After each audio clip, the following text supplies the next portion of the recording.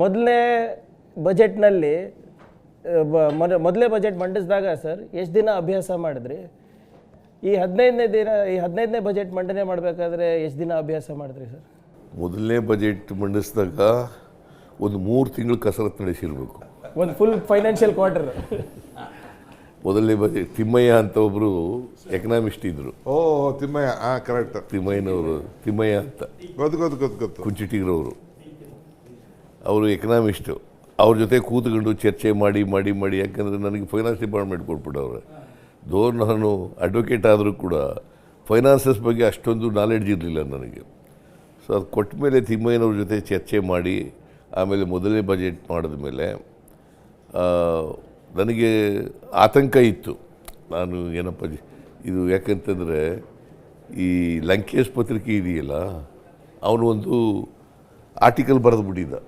ಏನಂತ ಅಂತಂದರೆ, ಈ ಸಿದ್ದರಾಮಯ್ಯನಿಗೆ ಕುರುಬರಿಗೆ 100 ಕುರಿ ಕಾಯಕ್ಕೆ ಬರಲ್ಲ ಸಿದ್ದರಾಮಯ್ಯನಿಗೆ, ಇವನು ಹೆಂಗೆ ಬಜೆಟ್ ಮಂಡಿಸ್ತಾನೆ, ಕರ್ನಾಟಕದ ಬಜೆಟ್ ಹೆಂಗೆ ಮಂಡಿಸ್ತಾನೆ ಅಂತ ಬರೆದುಬಿಟ್ಟಿದ್ದ.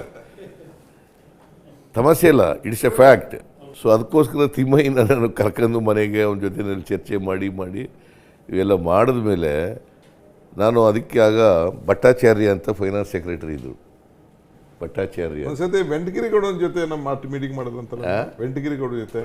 ವೆಂಕಟಗಿರಿಗೌಡ ಅವನ ಜೊತೆ ಒಂದಿನ ಮಾತಾಡಿದ, ಮೀಟಿಂಗ್ ಮಾಡಿದ್ರು. ಒಂದಿನ ವೆಂಕಟಗಿರಿಗೌಡ್ರ ಜೊತೆ ಮಾತಾಡಿದ್ದೆ ಒಂದು ದಿನ.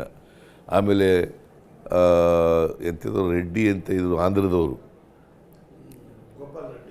ಇಲ್ಲ, ಗೋಪಾಲ್ ರೆಡ್ಡಿ ಅಲ್ಲ, ಅವರು ಸೆಕ್ರೆಟರಿ ಆಗಿದ್ದರು, ನನಗೆ ಫೈನಾನ್ಸ್ ಸೆಕ್ರೆಟರಿ ಆಗಿದ್ದರು. ಸೊ ಹಂಗಾಗಿ ಆ ಥರ ಇತ್ತು.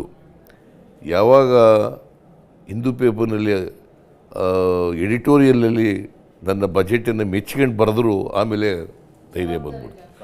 ಈಗ ಕಾನ್ಫಿಡೆನ್ಸ್ ಬಂದ್ಬಿಡ್ತು. ಸೊ ಅವಾಗ 3 ತಿಂಗಳಾಯಿತು ಸರ್. ಇವಾಗ ಸರ್ ಈಗ ನಾನು ಹೆಚ್ಚಾಗಿ 2 ದಿನ 3 ದಿನ ಇರಬೇಕು. ಎಷ್ಟು ದಿನ ರೀ ಸರ್? ಕೊನೆಯದಾಗಿ ಇವತ್ತು ಈ ಬಜೆಟ್ ಇಷ್ಟು ಕಷ್ಟದಲ್ಲೂ 5 ಗ್ಯಾರಂಟಿದಲ್ಲೂ ಇಷ್ಟು ಒಳ್ಳೆ ಬಜೆಟ್ ಕೊಟ್ಟಿದ್ದೀರಾ. ನಿರೀಕ್ಷೆ ತಕ್ಕಂಗೆ ಜಾಸ್ತಿನೇ ಬಜೆಟ್ ನೀವು ಕೊಟ್ಟಿದ್ದೀರಾ.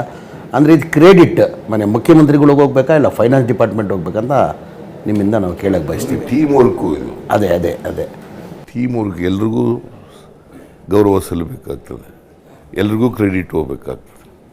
ಟೀಮ್ ವರ್ಕ್ ಇಲ್ಲೇ ಮಾಡೋಕ್ಕೆ ಸಾಧ್ಯ ಆಗೋದಿಲ್ಲ.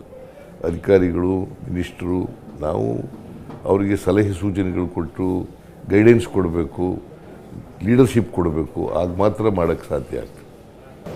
ಅದೇ ನಿಮ್ಮ 15 ಬಜೆಟ್ ಕೊಟ್ಟಿರೋ ಅನುಭವ.